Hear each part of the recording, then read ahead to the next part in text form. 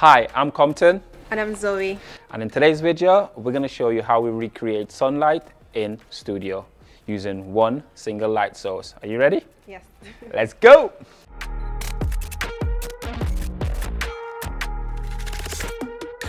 So let me quickly break down did I even hit record then? Yeah, I did. So let me quickly break down the gear that I'm going to be using today. So for camera, I'm going to be using a Sony a7 IV paired with a Tamron 28-75.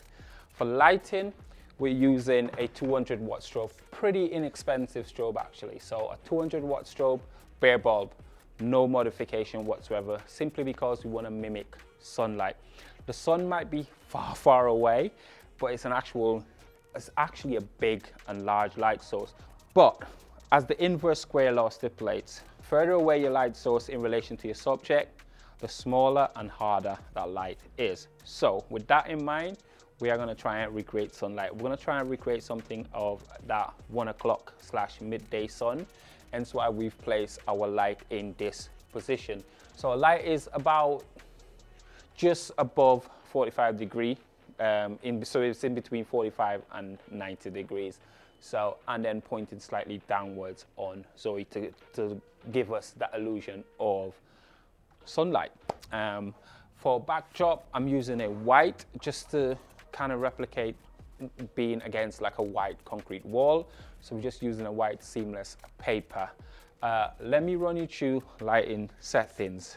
So currently, our settings for light on the top is at 1.8 power. Our camera settings is at 5.6, ISO 100, and our shutter speed is at 200 of a second. But we'll make tweaks as we shoot, as we take our shots, and so that you guys can see the whole process from start to finish. So the first thing we're gonna do is establish our frame. What do we want in the frame? So I'll get Zoe to go in now. So with Zoe in there, for this, we are going to be keeping it just above sort of like the waist line. That's why Zoe's got this little put together outfit going on right now. Because she won't be catching her in Manchester running around with this anytime soon. It's not a fashion statement. But yeah, so we're going to be sticking mainly from about the waist up. So lots of movements from Zoe with the arms and stuff, just to exaggerate the look, but we're mainly going to be doing portraits today, and we're going to stay from that angle. So first thing we're going to do is establish our composition, and for this I want to be roughly around that 75 millimeter range is really good for what we are going for. So let's do a test now that we've got our composition dialed in. I'm going to do a test without the light and our current settings. So 1, 2, 3. And there we are, close to a dark / black frame. So that being said, my camera settings are ISO 100, shutter speed 200 of a second, and our f-stop is at f5.6. Now let's turn our light on and do our first test shot, and then we'll make tweaks if we're happy or if we're not, just to make adjustments. So 1, 2, 3.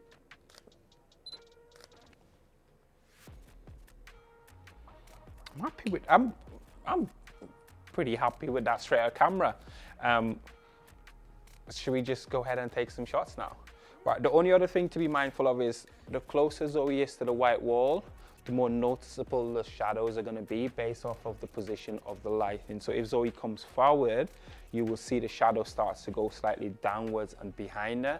And depending on my shooting angle, we can totally eliminate those shadows if we wanted to, and just focus on So yeah, that is our settings. That's our light setup. Let's go ahead and take some shots now. Are you ready? Yeah. Right, so you get creative with your movements.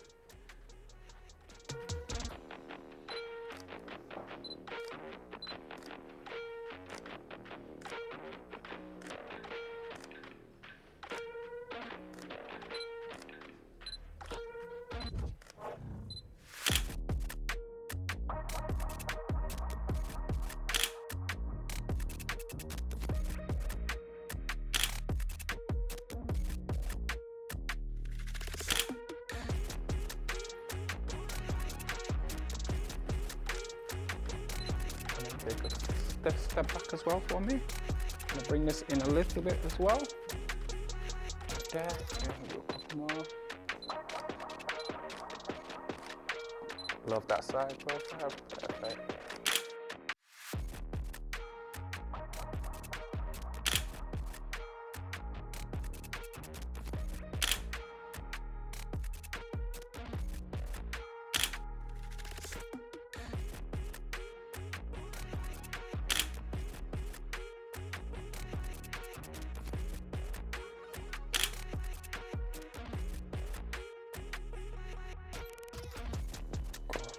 Beautiful, love that.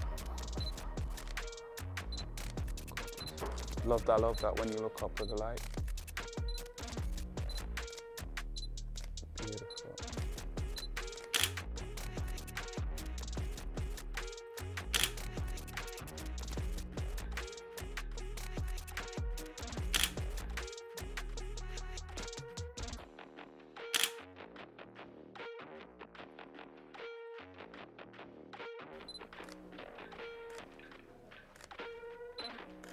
Let me get a higher version. So when you look up a little, there we go.